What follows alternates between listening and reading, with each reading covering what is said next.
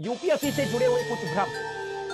पहला, बेटा तुमसे ना हो पाएगा। ये ऐसा भ्रम है ना कि जब भी बेचारे ग्रामीण पृष्ठभूमि के विद्यार्थी, गरीब विद्यार्थी और खास करके गृहिणियां जब ऐसा सोचती है कि उन्हें यूपीएससी का एग्जाम देना है, और खास करके एवरेज बच्चे जब सोचते हैं, तो उनको एक बड़ा भयानक सा डायलॉग मिलता है और वो होता है कि बेटा तुमसे ना हो पाएगा।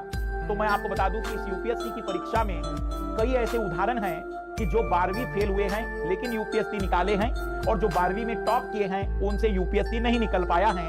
तो ऐसा कहीं से कहां तक मेंटली मत सोचिएगा कि जिनका एवरेज या जिनका पिछला बैकग्राउंड अच्छा होता है वही सेलेक्ट होते हैं। ये वो एग्जाम है जो आपके पूरे जिंदगी भर के पाप और पुण्य को एक जगह समेट कर रख देगी।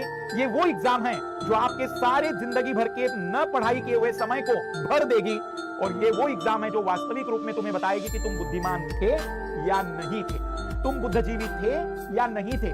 सिलेक्शन से प्रूफ नहीं होगा, लेकिन जब तुम इसकी गहराई में उतरोगे तो तुम्हें पता चलेगा कि रियल में इस एग्जाम की तैयारी करने का ही आनंद कुछ अलग है। सिलेक्शन तो अपनी जगह पर अलग बात है, लेकिन तैयारी का एक अलग ही आनंद यहां पर मिलता है। इसलिए आशावादी रहे, नकारात्मक विचारों से बचे, खुद पर विश्वास करें और लक्ष्य पर केंद्रित रहे। इसका मतलब क्या है भाई? सिंपल सा ये है कि आप लोगों की मत सुनिए, क्योंकि लोगों को नहीं पता कि आपके अंदर ऊर्जा अभी कितनी बाकी है। लोगों को नहीं पता कि तुमने अगर कई बार अपने लक्ष्य जो लोगों के ध्यान में भले ही ना रहे हो, पर तुमने बहुत आसानी से हार्ड वर्क के माध्यम से उन लक्ष्यों को प्राप्त किया है। इसलिए लोगों को तुम्हारे बारे में कुछ भी सोचने दो, उनकी सोच परिणामों के साथ फिर बदलेगी। इसलिए आशावादी रहे, पॉजिटिव रहे, मैं कर सकता हूं, मैं करूंगा, और मैं जानना चाहता हूं कि है कितनी कठिन एग्जाम ये। जिंदगी अगर इम्तिहान ले रही है तो देखें तो सही इम्तिहान कितना कठिन होने वाला है, क्योंकि कठिन हुआ तो तजुर्बा भी बेहतरीन होगा। सफल हो गए तो अपने आप में हम लोग जाने जाएंगे लोगों की नजरों में, और यदि असफल हुए तो शायद अगले बार जो भी हम प्रिपरेशन करेंगे, जो भी हम फोकस करेंगे, उस पर ज्यादा बेहतर परिणाम ला पाएंगे। तजुर्बा बिल्कुल पॉजिटिव ही होने वाला है। इसलिए पॉजिटिव थिंकिंग के साथ लक्ष्य पर केंद्रित रहना है। जैसे कुछ जरूरी सावधानियां या जो कई बार विद्यार्थी सोचते हैं, नई एनसीईआरटी, पुरानी NCERT, IGNOU, market notes, class notes, standard book, सबको पढ़ेगा रे तेरा पैदल। ऐसा अंदर से कई लोगों को लगता है, जैसे कई लोगों ने टीवीएफ की सीरीज भी देखी होगी, तो अंदर से फीलिंग आया होगा कुछ लोगों को कि मैं भी पढ़ डालूंगा, नई एनसीईआरटी, पुरानी एनसीईआरटी, मटेरियल, नोट, जितने भी मास्टरों के वीडियो होंगे सब देख लूंगा मैं। तो ऐसी चीजें अपने दिमाग से निकाल दीजिएगा, क्योंकि वास्तविक रूप में इस परीक्षा की तैयारी यदि आपको करनी है, वास्तविक रूप में यदि इस परीक्षा के लिए आप लोग प्लानिंग कर रहे हैं, तो सिलेक्टेड मटेरियल इसके लिए जरूरी है। स्टडी मटेरियल गुणवत्तापूर्ण वाला सिलेक्टेड मटेरियल होना चाहिए।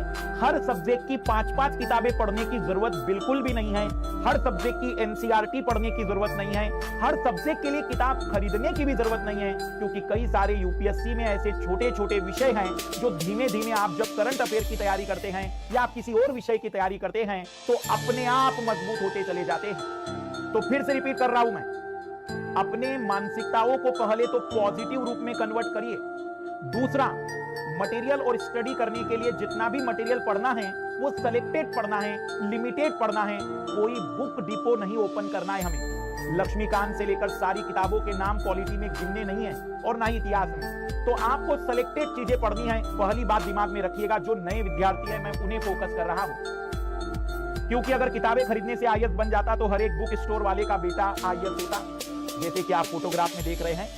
कई लोगों को अंदर से यह भी लगता है कि एक बार आईएएस और आईपीएस बन गए तो हम टशन दिखाएंगे, लोगों को दिखाएंगे कि हम आईएएस आईपीएस हैं। तो याद रखिएगा, सिलेक्शन के बाद उल्टा वास्तविक रूप में अधिक नियमों के साथ और पूरी तरह से शिद्दत से काम करने के लिए तुम सेलेक्ट हो रहे हो।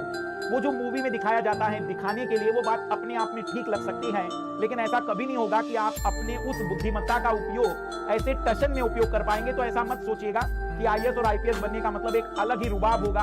आप निश्चित रूप में सबसे बड़े अधिकारी हैं, लेकिन सबसे बड़े अधिकारी है तो जिम्मेदारी भी सबसे ज्यादा आपकी है। आपको फॉलो करने वाले आपके कई सारे डिपार्टमेंट में लोग हैं, इसलिए उल्टा ज्यादा जिम्मेदारी पूर्वक व्यवहार आपका रहेगा। कम से कम किताबें खरीदते चलनी है। जैसे कि वो लक्ष्मीकांत पढ़ने के बाद क्या डीडी बसु पढ़ना जरूरी है क्या?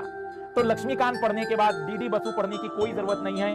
वन सब्जेक्ट वन बुक पर फोकस करना है लाल लालियो, वन सब्जेक्ट वन बुक पर फोकस करना है, क्योंकि जितना एक विषय की एक किताब को हम बार बार पढ़ेंगे उतना वो विषय हमारे लिए सरल होगा, और जितना एक विषय की कई किताबों को हम पढ़ेंगे उस विषय में कंफ्यूजन और बढ़ता चला जाएगा। विषय को यदि आपको सिंपल करना है, सरल करना है, तो एक सब्जेक्ट की एक ही किताब पर